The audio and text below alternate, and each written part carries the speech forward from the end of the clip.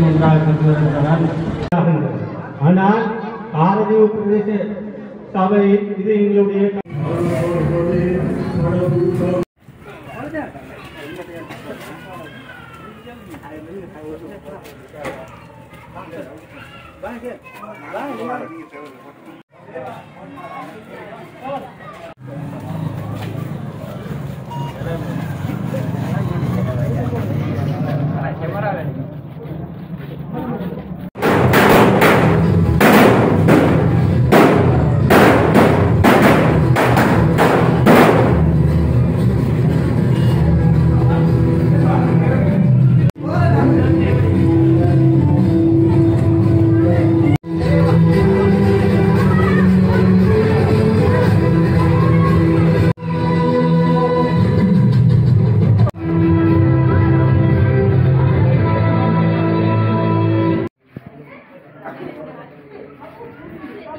النجم والشجر يسجدان والسماء رفعها ووضع காரதீவு பிரதேச சபை உள்ளூராட்சி மன்ற தேர்தலில் மாளிகைக்காடு கிழக்கு வட்டாரத்தில் ஐக்கிய சமாதான கூட்டமைப்பு கட்சி சார்பான வேட்பாளர்கள் அறிமுகம் மற்றும்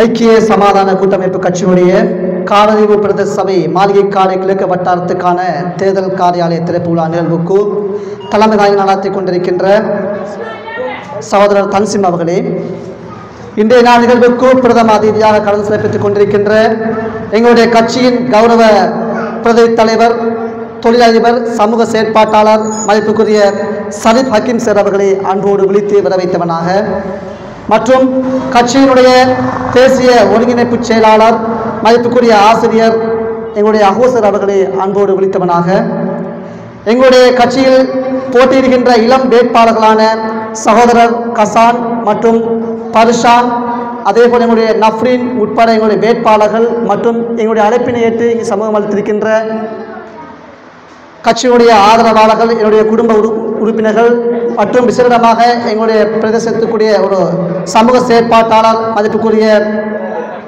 நஜிபர் சார் அவர்களையும் அன்போடு விழித்து மற்றும் தாய்மார்கள், சகோதரர்கள், விசேடமாக இளைஞர்கள் உங்கள் அனைவரையும் அன்போடு விழித்து வரவைத்தவனாக இன்ஷா அல்லாஹ் எதிர்வருகின்ற 6ஆம் தேதி நாங்கள் எங்களுடைய இந்த மாளிகைக்காடு கிழக்கு வட்டாரத்துக்கான ஒரு தலைமையினை நாங்கள் உருவாக்குவதற்கான ஒரு தேர்தல் ஒன்றுக்கு நாங்கள் முகம் கொடுக்க இருக்கின்றோம். இந்த தேர்தலை பொறுத்தவரைக்கும் எங்களுடைய மாளிகைக்காடு கிராமமான இந்த சிறிய கிராமத்தில் இன்று அதிகமான வேட்பாளர்கள் போட்டியிடுகின்றார்கள் என்பதை நாங்கள் அனைவரும் அறிந்திருக்கின்றோம். இந்த தேர்தலை பொறுத்தவரைக்கும் நாங்கள் ஒரு சரியான ஒரு தீர்மானத்தை எடுக்க வேண்டிய ஒரு தேர்தல். கடந்த காலங்களிலும் நாங்கள் பல தேர்தலுக்கு வாக்களித்து இந்த வட்டாரத்தில் உறுப்பினர்களை அனுப்பியிருக்கின்றோம். அந்த உறுப்பினர்கள் எங்களோடு கடந்த காலங்களிலும் ஆளுங்கட்சி என்று வந்தார்கள். நாங்கள் வெற்றி பெற்றால் சமுத்தி தருவோம், வீதிகள் போடுவோம், தொழில் வாய்ப்புகள் தருவோம் என்று பல வாக்குறுதிகளை வழங்கி எங்களுடைய வாக்குகளை எல்லாம் சூறையாடினார்கள். ஆனால் அவர்கள் இந்த வட்டாரத்தில் செய்த சேவைகள் என்ன என்பதை நாங்கள் நன்றாக அறிய வேண்டும். இந்த தேர்தலை பொறுத்தவரைக்கும் இந்த தேர்தலில் எங்களுடைய மாளிகைக்காடு கிழக்கு வட்டாரத்தில் நாட்டில் இருக்கின்ற அதிகமான கட்சிகள் இங்கே போட்டியிடுகின்றது. எல்லா கட்சிகளும் அவர்களுடைய வேட்பாளர்களை இங்கே களமளித்திருக்கின்றார்கள். ஆனால் எங்களுடைய ஐக்கிய சமாதான கூட்டமைப்பை பொறுத்தவரைக்கும் எங்களுடைய கட்சி அம்பாறை மாவட்டத்தில் காரதீவு பிரதேச சபையில் மாத்திரம் போட்டியிடுகின்றது, வண்ணாத்தி பூச்சி சின்னத்தில். விசேடமாக எங்களுடைய கட்சி இந்த காரதீவு பிரதேச சபையில் ஒரு ஆளுமையுள்ள இளைஞர் அணியினை அவர்கள் களமிறக்கியிருக்கின்றார்கள். அதேபோல் என்னுடைய தலைமையில் இந்த மாளிகைக்காடு கிழக்கு வட்டாரத்தில் சமூக பணிகளில் ஜனாச சேவையாக இருக்கலாம், எந்த சமூக சேவையாக இருந்தாலும் அதில் சிறப்பாக ஈடுபடுகின்ற இளைஞர்கள் இருக்கின்றார்கள். அதேபோல் பல அமைப்புகளில் ஊடாக சமூக சேவையில் பல தேர்ச்சி பெற்ற இளைஞர்கள் எல்லாம் நாங்கள் இன்று இந்த தேர்தலில் வேட்பாளர்களாக களமிறக்கியிருக்கின்றோம். அவர்களை எதிர்காலத்தில் இந்த வட்டாரத்தில் எங்களுடைய மாளிகைக்காட்டு மண்ணில் ஒரு சிறந்த தலைவர்களாக நாங்கள் அவர்களை உருவாக்க வேண்டும் என்ற நோக்கத்தில் நாங்கள் அவர்களுக்கு வாய்ப்பளித்திருக்கின்றோம்.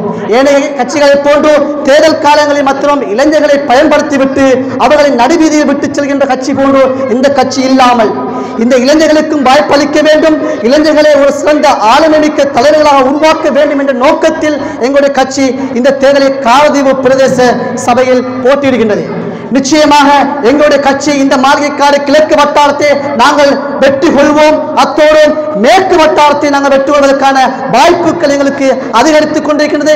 இன்ஷா அல்லாஹ் இந்த காரதீவு பிரதேச சபையில் மாளிகைக்காடு இரு வட்டாரங்களையும் எங்களுடைய ஐக்கிய சமாதான கூட்டமைப்பு வண்டாத்தி பூச்சி சின்னம் நிச்சயமாக வெற்றி கொள்ளும் என்பதை நான் அனைவருக்கும் முதலில் கூறியிருக்கின்றேன்.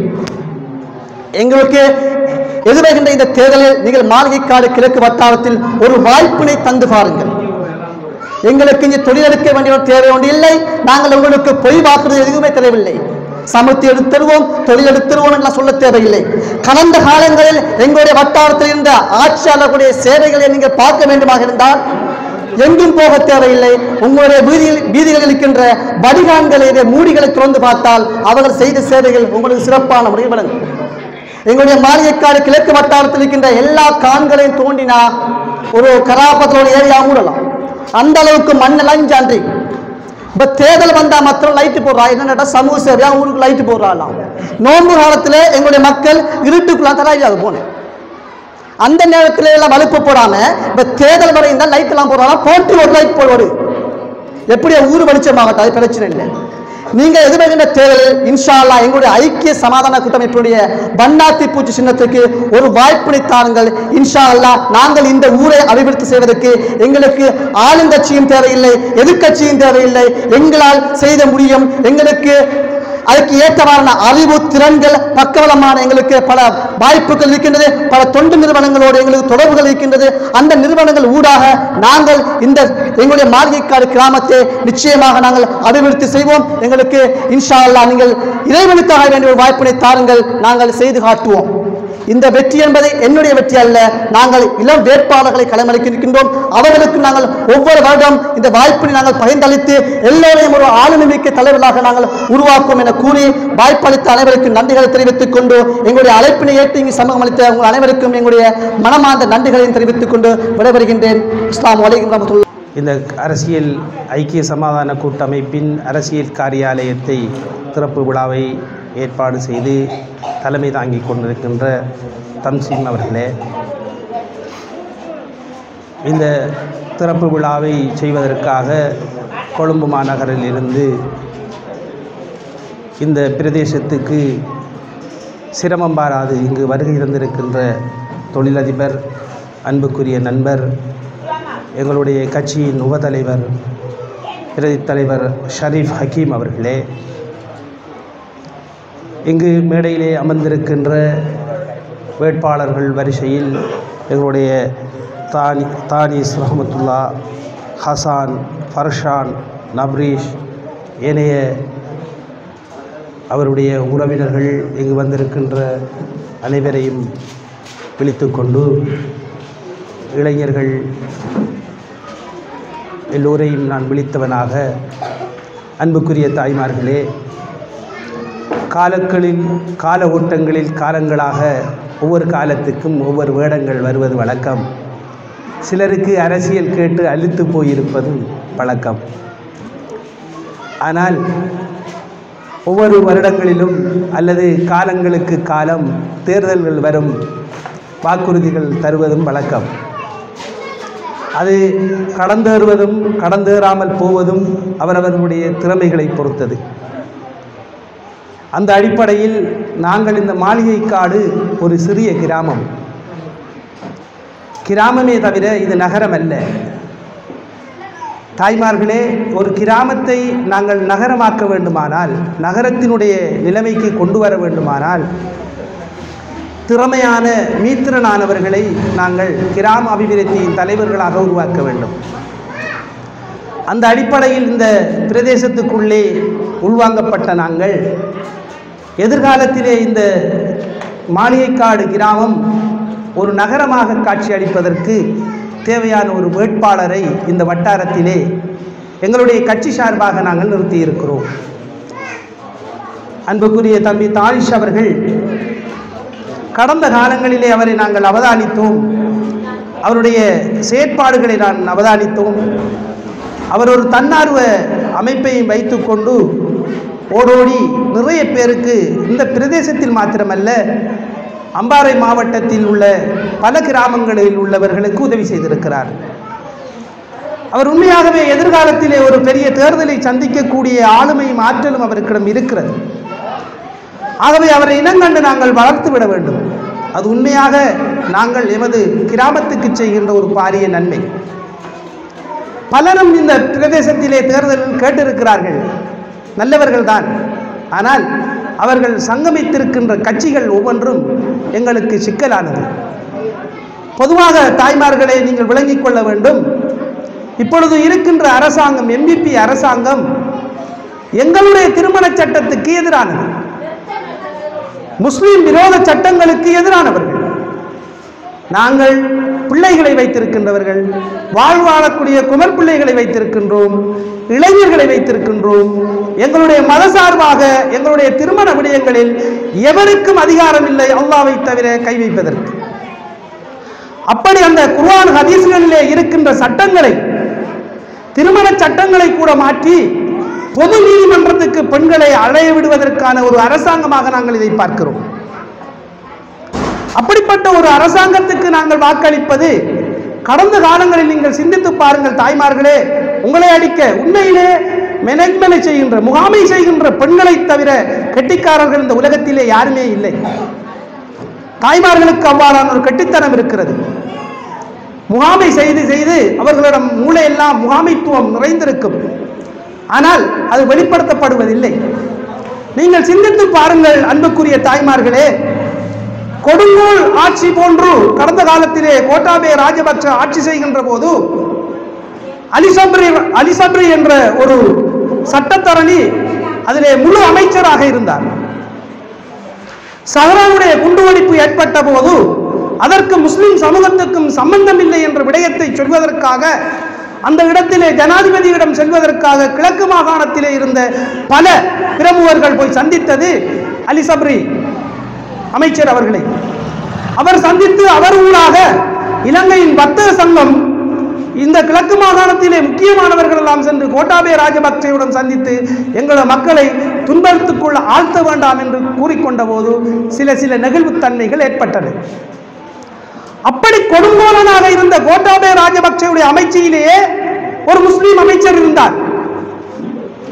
இந்த எம்பிபி அரசாங்கத்துடைய அமைச்சரவையில் எங்களுக்கு ஒரு துன்பியல் நிகழ்வுகள் ஏற்படுமாக இருந்தால் அதை பற்றி பேசுவதற்கு ஒரு அமைச்சர் இல்லாத ஒரு அரசாங்கமாக இந்த முஸ்லிம் சமூகத்தை வெளிப்படையாக ஏமாற்றிக் கொண்டிருக்கின்ற ஒரு அரசாங்கத்துக்கு நாங்கள் வாக்களிக்கலாமா? எங்களுடைய முஸ்லிம் விரோத செயல்பாடுகளுக்காக அண்மையிலே ஜனாதிபதி அவர்கள் ஒரு அறிக்கையை விட்டிருந்தார். நீங்கள் சிந்தித்து பார்க்க வேண்டும். யூதர்களை காப்பாற்றுவதற்காக நான் சிறுபான்மை இன முஸ்லிம்களை கைது செய்வேன் என்று சொல்கின்றார். யூதர்களை காப்பாற்றுவதற்காக எங்களுடைய நாட்டில் இருக்கின்ற முஸ்லிம்களை கைது செய்வேன் என்று முஸ்லிம்களுக்கு எதிரான ஒரு வார்த்தையை பிரயோகித்தார். அக்கரைப்பத்துக்கு வந்து சென்ற போது அவர் ஒரு விடயத்தை பேசினார்.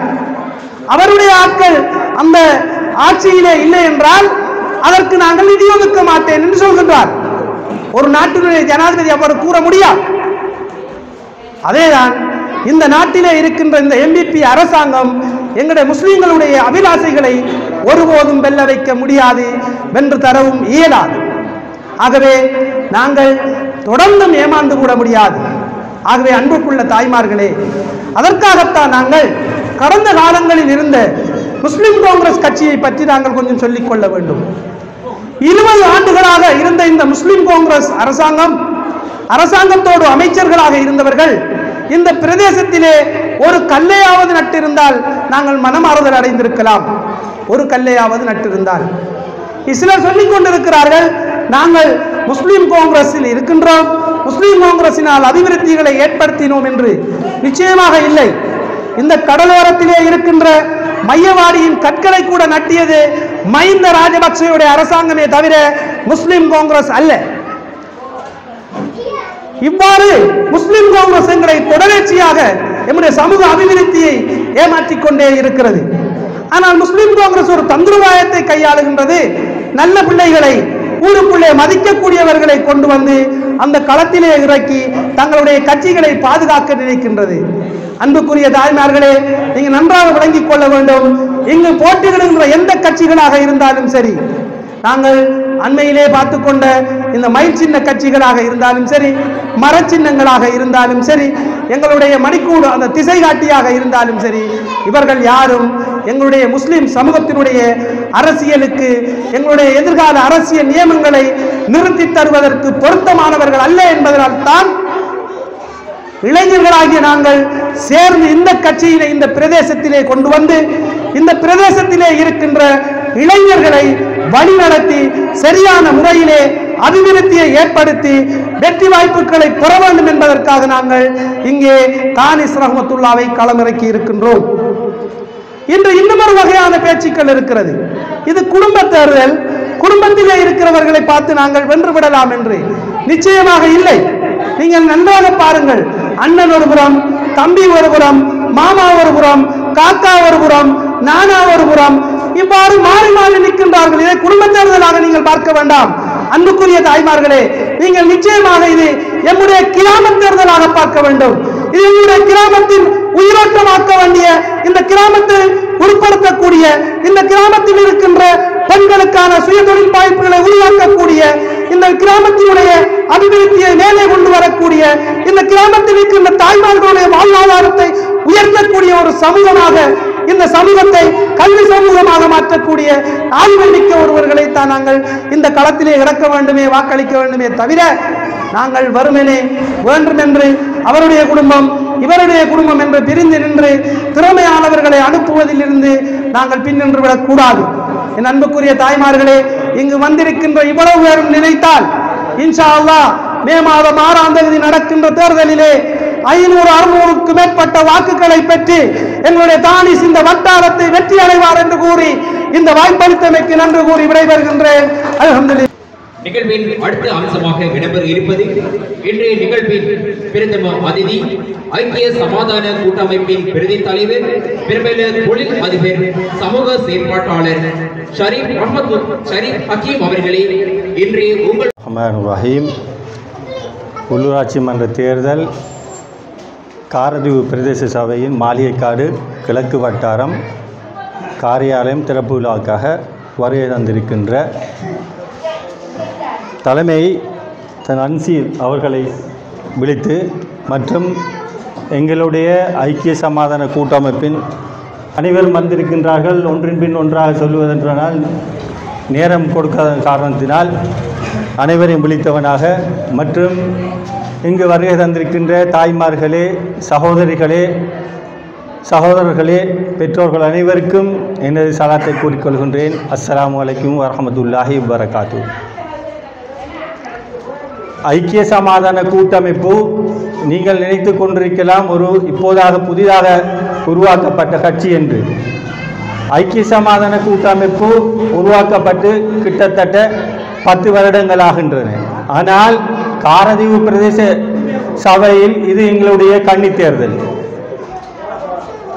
நாங்கள் இந்த முறை எங்களுடைய கொழும்பு மாவட்டத்திலே, புத்தளம் மாவட்டம், கொழும்பு மாவட்டம், ட்ரிங்கோமலை மாவட்டம், அதேபோன்று எங்களுடைய காரதீவு பிரதேச சபையில் இன்று களமிறக்கப்பட்டிருக்கிறார்கள். விசேடமாக காரதீவு பிரதேசத்திலே கிழக்கு வட்டாரத்திலே எங்களுடைய சகோதரர் தானிஸ் அவர்கள் இன்று களமிறக்கப்பட்டிருக்கின்றார்கள். ஆகவே தானிஸை சொல்ல வேண்டும் என்று சொன்னால், தானிஸ் இந்த அரசியலுக்கு வாரத்துக்கு முன்பே உங்களுக்கு பல சேவைகள் செய்திருக்கின்றார். அவர் அரசியலுக்கு வந்தும் உங்களுக்கு வேலை செய்வார். அதே போன்று அரசியலின் பிற்பாடும் உங்களுக்காக அவர்களுக்கு தேவையான உதவிகளை உங்களுக்கு செய்வார்கள்.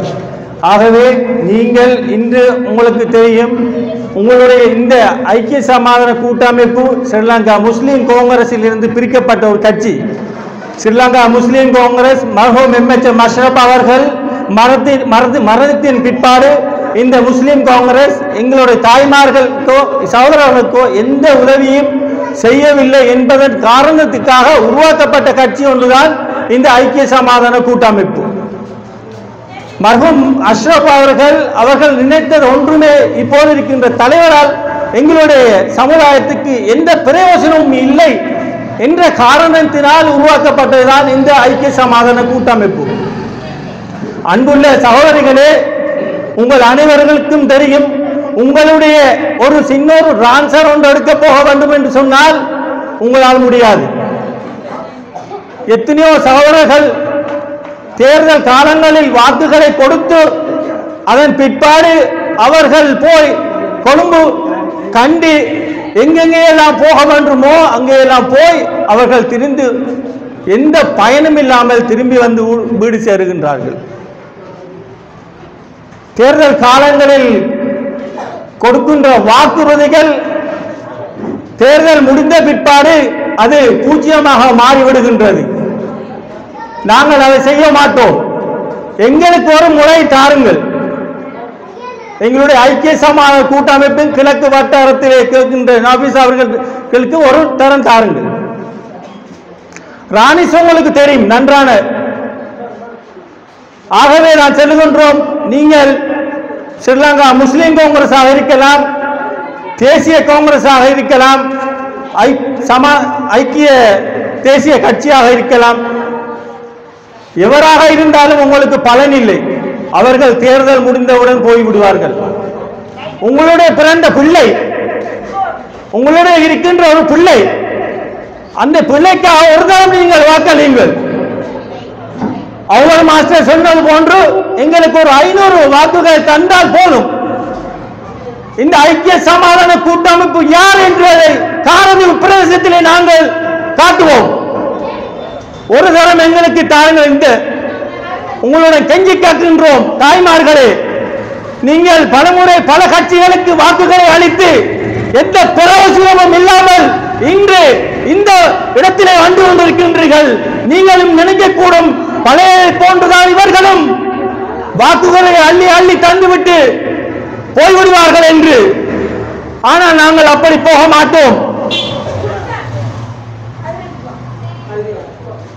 எங்களுடைய கட்சி உங்களுக்கு இந்த கன்னி தேர்தலாக இருந்தாலும் நாங்கள் பழைய தேர்தலை எங்களுடைய கொழும்பு மாவட்டத்திலே, கொழும்பு மாநகர சபையிலே எங்களுடைய ஐக்கிய சமாதான கூட்டமைப்பு 3 மெம்பர்கள் இருக்கின்றார்கள்.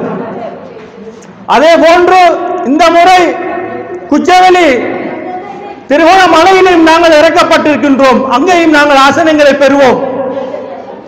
அதே போன்று புத்தளம், கட்பிட்டி, கொழும்பு, முள்ளேரியா ஆகிய பிரதேச சபைகளில் நாங்கள் களமிறக்கப்பட்டிருக்கின்றோம்.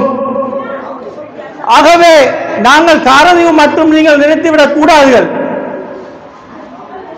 பல இடங்களில் நாங்கள் எங்களுக்குரிய மெம்பர்களை போட்டிருக்கின்றோம் இந்த முறை தேர்தலிலே வெற்றி பெறுவதற்காக. ஆகவே காரதீவு பிரதேச சபை ஐக்கிய சமாதான கூட்டமைப்பு அந்த கதிரை நிரப்பும் என்று கூறி, அன்புள்ள சகோதரிகளை மீண்டும் முறை உங்களிடம் சொல்லுகின்றோம், எங்களுக்கு ஒரு முறை எங்களுடைய தானிசை அனுப்புங்கள்.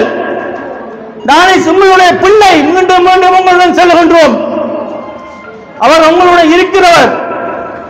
பல கட்சிகளுக்கு நீங்கள் போட்டு எதுவும் பெறாத முறையில் இந்த முறை எங்களுக்கு ஒரு சந்தர்ப்பத்தை தாருங்கள் என்று கூறி விடைபெறுகின்றேன். அஸ்ஸலாமு அலைக்கும் வரஹ்மத்துல்லாஹி வபரகாத்துஹு.